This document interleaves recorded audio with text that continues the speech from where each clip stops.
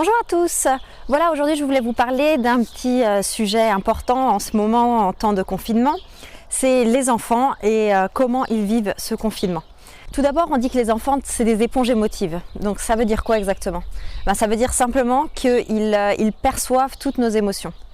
Surtout les tout petits en fait qui sont très axés sur le non-verbal parce qu'ils ne savent pas parler, donc pour eux leur unique communication est non-verbale, donc ils sont très à l'affût de toute cette communication qu'on peut avoir dont on n'est pas forcément conscient.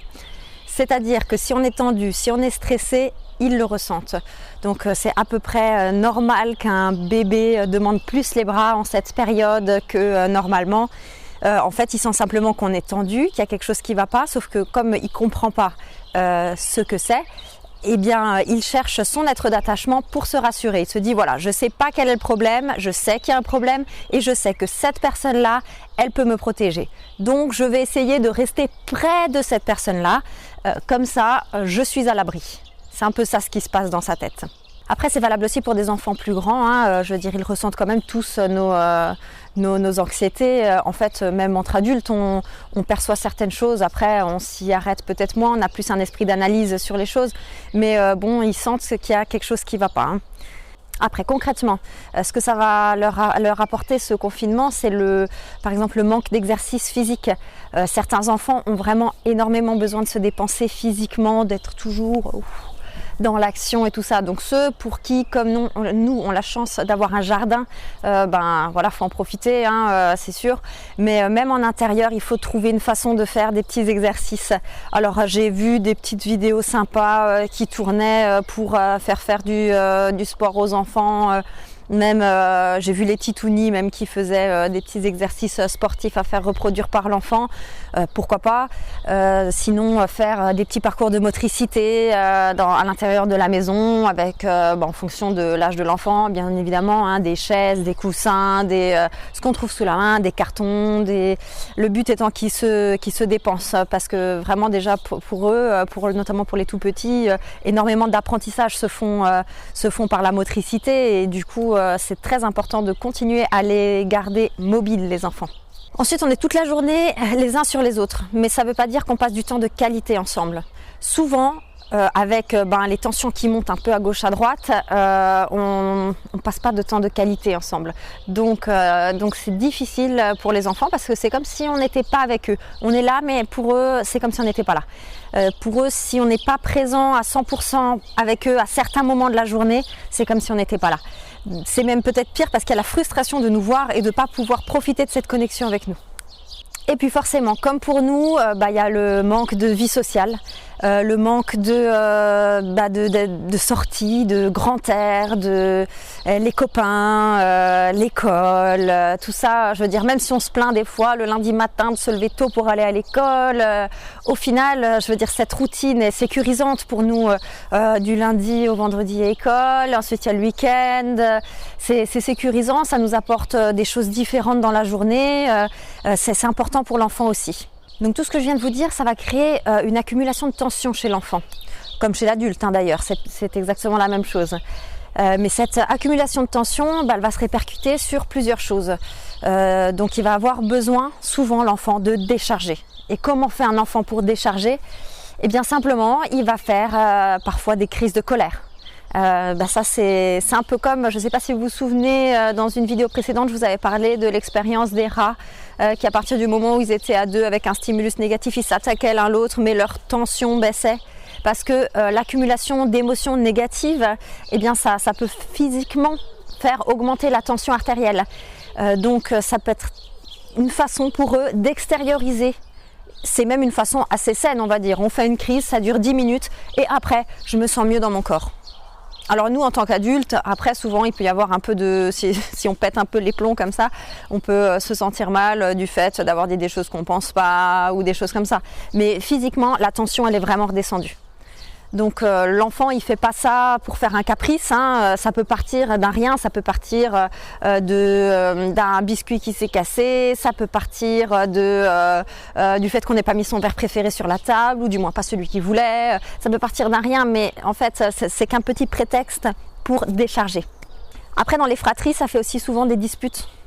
hein, mais après c'est comme nous adultes, entre conjoints, souvent en ce moment ça peut être tendu parce qu'on est toute la journée les uns sur les autres, parce qu'on sort pas assez, parce qu'on fait pas les activités qu'on a envie de faire, qu'on a l'habitude de faire, parce qu'on est stressé par la situation. Donc forcément ça crée des tensions chez nous aussi et souvent ça peut créer des disputes entre conjoints, entre colocataires, voilà, ça dépend avec qui vous vivez. Et ben pour les enfants c'est pareil et souvent du coup entre frères et sœurs il peut y avoir des disputes, des moments un peu tendus de jalousie, de choses comme ça. J'ai l'impression que maman elle donne plus de temps à mon petit frère qu'à moi. Du coup je veux pas jouer avec lui, je veux pas lui prêter mes jouets, je veux pas qu'il s'approche de moi, je veux pas qu'il fasse ci, je veux pas qu'il fasse ça. Voilà, mais tout ça pareil, c'est de la décharge, c'est de la décharge de tension. Donc faut prendre un peu ça avec du recul, on va dire.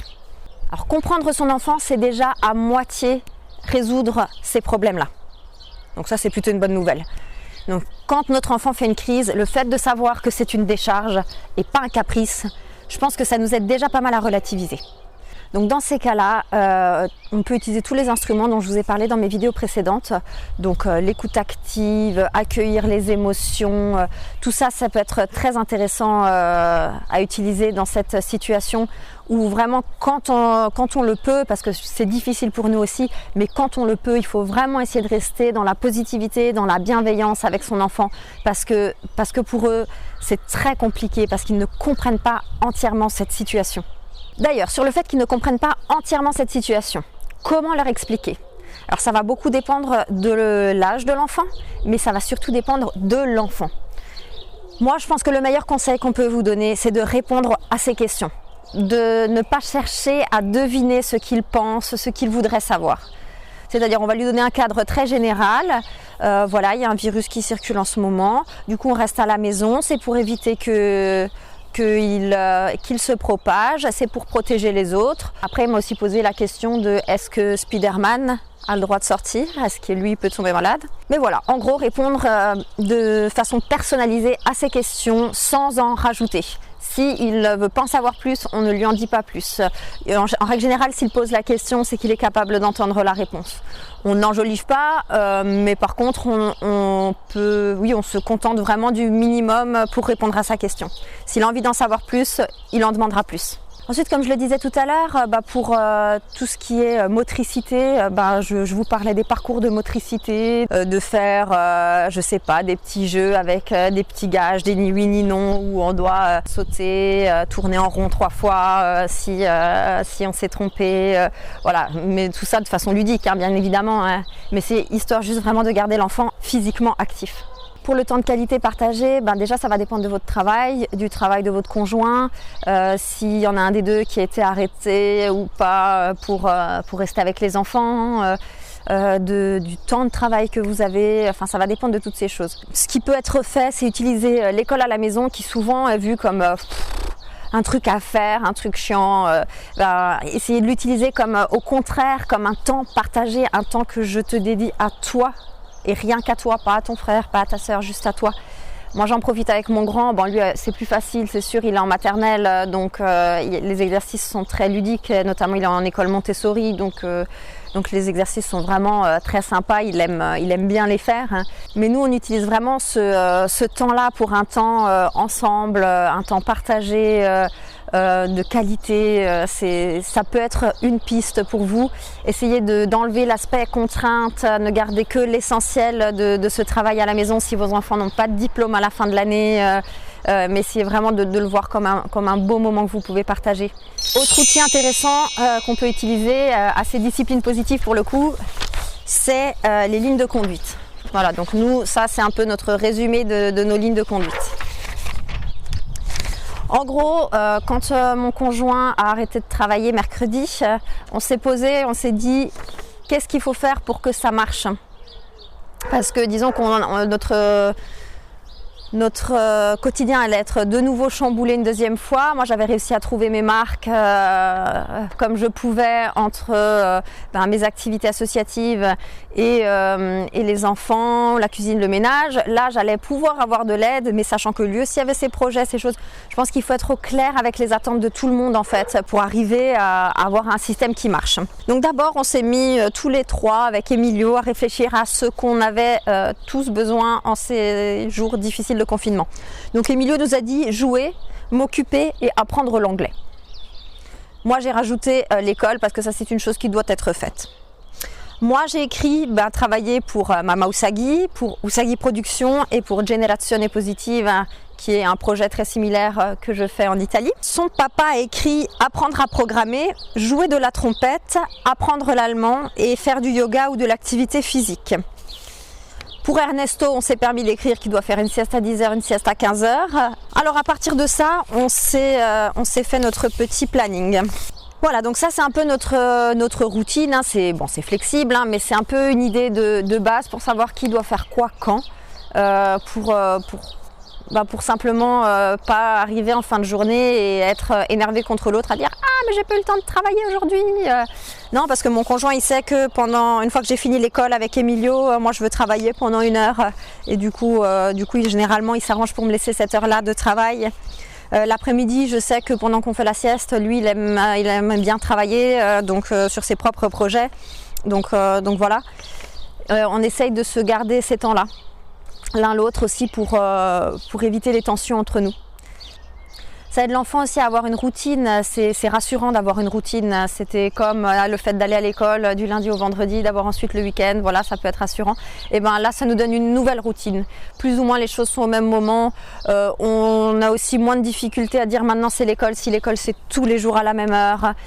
Donc voilà, nous ça marche plutôt bien comme ça pour l'instant. Bon, comme dit, ça fait que depuis mercredi qu'on applique ce planning là, à voir dans la durée, mais si jamais, on peut tout à fait revenir dessus dans quelques jours. Voilà, j'espère que ça vous aura été utile et je vous dis du coup à bientôt pour une autre vidéo.